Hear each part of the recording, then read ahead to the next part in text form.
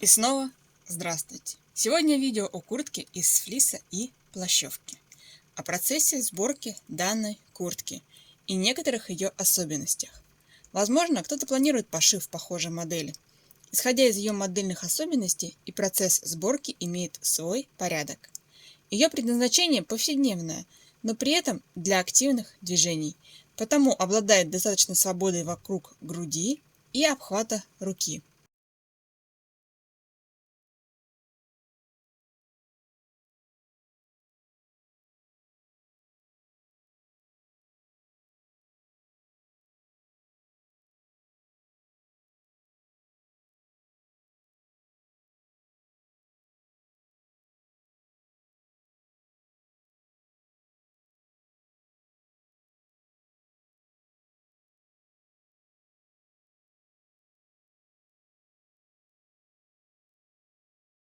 Те, кто много двигается в течение дня, активно крутится, например, во время движения за рулем, поймут, почему нужна дополнительная свобода в плечевом поясе.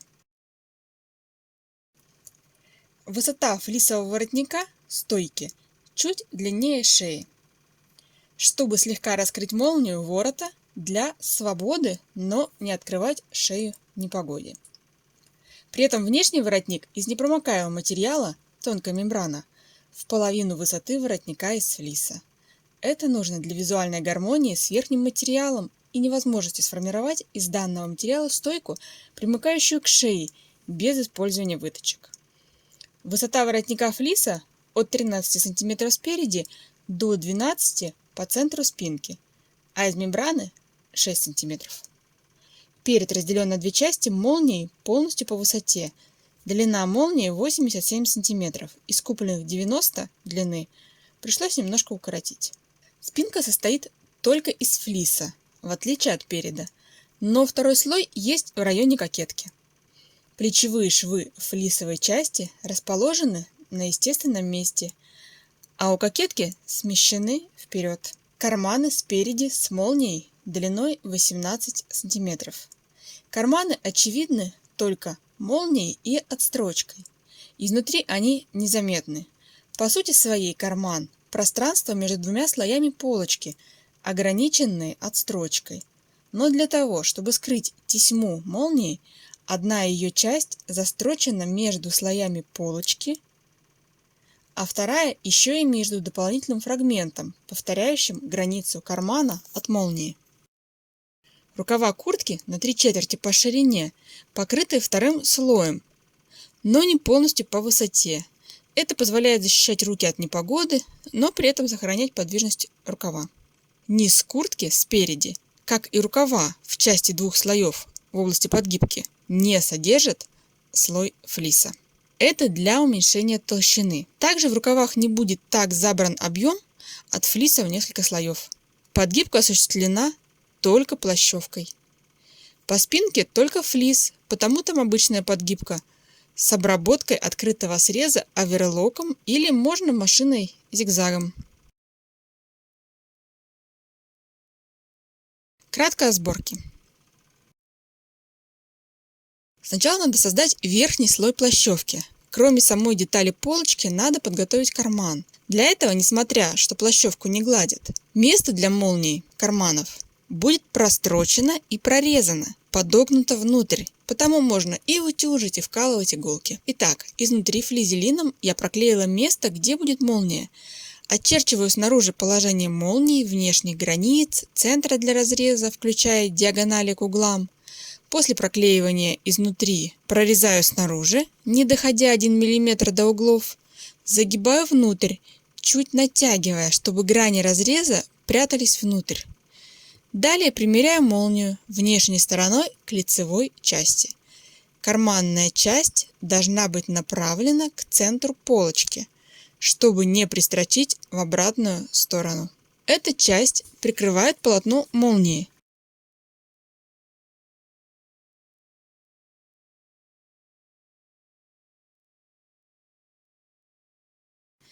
Далее молния пристрачивается, но я использую только 3 стороны. Длинная сторона, ближняя к боковому срезу, не использована для того, чтобы можно было проложить только одну рамку. Шов последней стороны будет позже. Под будущую отстрочку кармана прокладываю след булавками по краю карманной внутренней части. Мне проще провести наметку светлыми нитками по гладкой плащевке, чтобы не восстанавливать постоянно слетающие булавки. Далее я совмещаю плечевые швы как на флисовой части, изначально укрепив флизелином, чтобы они не разъезжались, так и внешней части. Кокетку прикрепляю к спинке флиса, провожу внешнюю отстрочку. Теперь можно заняться горловиной. Для того, чтобы сделать воротник нужной мне формы, высоты, делаю нижний срез немного округлым, вогнутым вверх, приподнятым с краю, как у любой стойки, когда надо уменьшить верхний край относительно нижнего. Но сбоку стойка смотрится прямой, не прилегающей к шее. Этого можно добиться, прилегания, только выточками или натяжением трикотажного материала. Но так как плащевка не поддается оттяжке или сутюжке, центральная часть не может прилегать к шее, повторяя ее контур, потому она невысокая. А флис это трикотаж, потому просто приподнят внешний край у молнии у внешней части и к плечевым срезам. И прямой угол относительно левой и правой половинок в центре спинки. Для того, чтобы срез под молнию было удобно обрабатывать в один заход, основа изделия и воротник должны составлять одно полотно.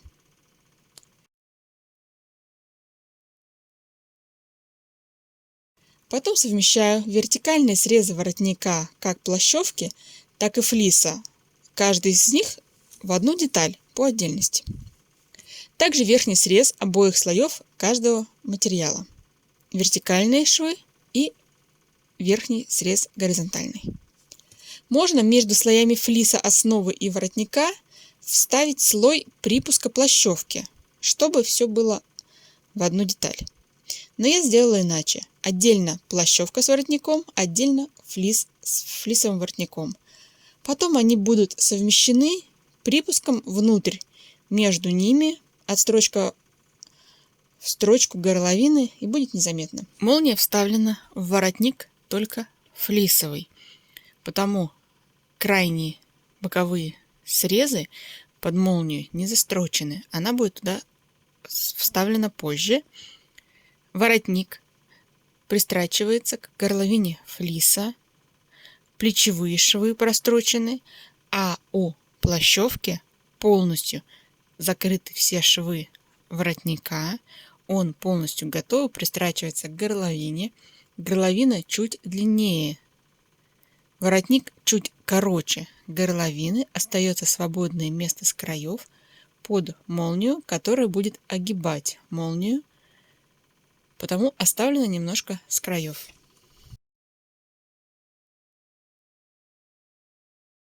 Подборт расположен внутри изделия, лицевой стороной к телу, как всегда.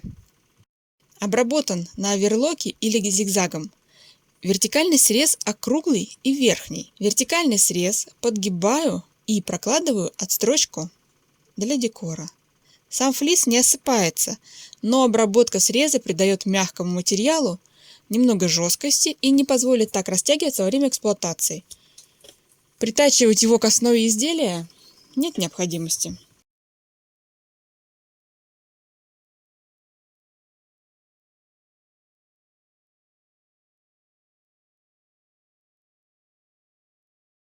Верхний край подборта совмещаю с горловиной, чтобы был один слой материала для обработки молнии.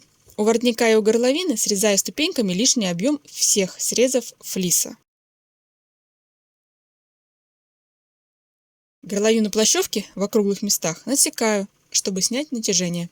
Совместив основу и воротник, накладываю плащевку на флис, потом прикладываю молнию к лицевой стороне, верхней стороной молнии, сверху подборт располагаю.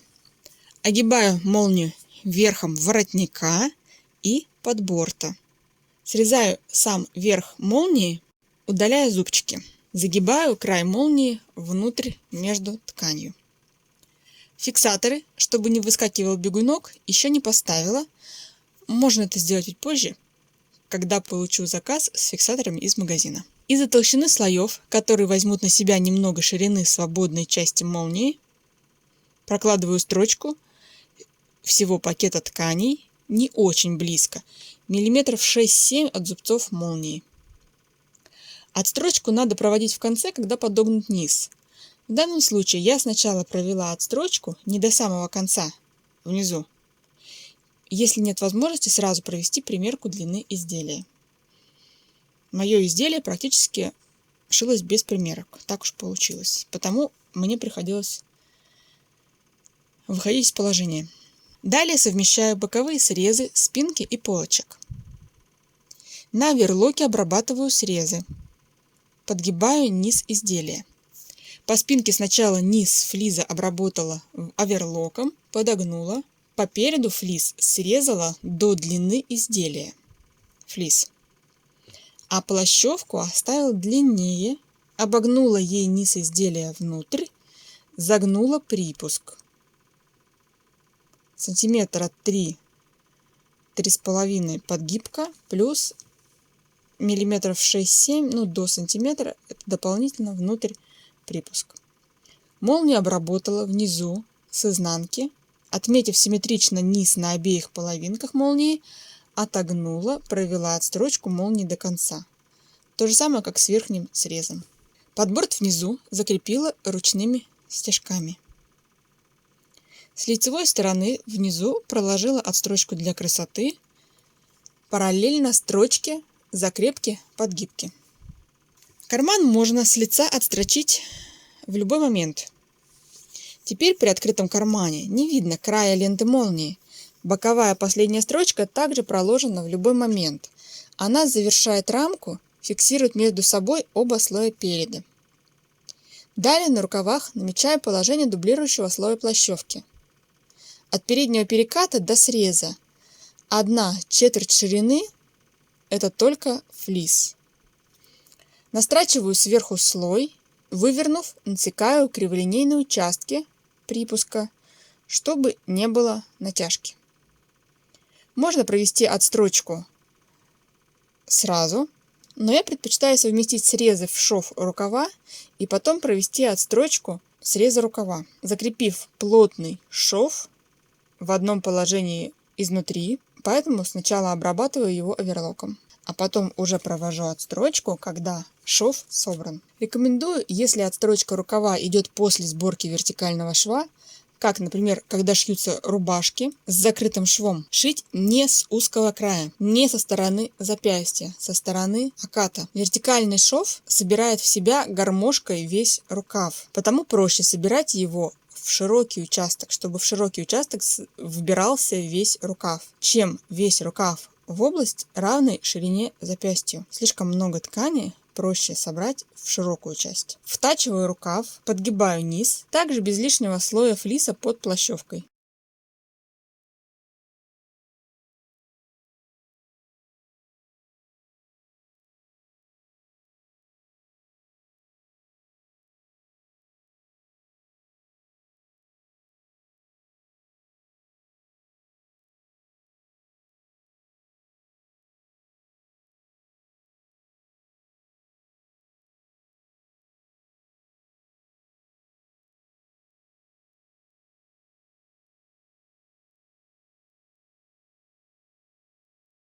Горловину изнутри флиса с петелькой для подвешивания куртки сшиваю на руках.